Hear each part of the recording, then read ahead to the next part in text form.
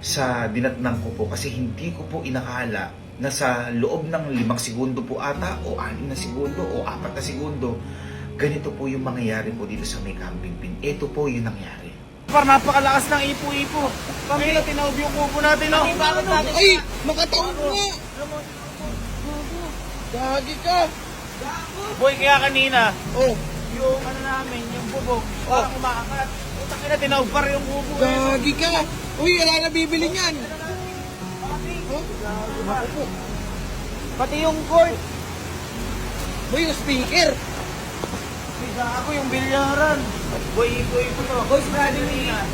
Biglang gumano lang, isang umulan. Biglang ikot. Eh, nagpunta ko sa kagad do. Wala pang 30 seconds. Boy, yung ano nga mapapatawag ng kubo. Boy, ano mo, ayun.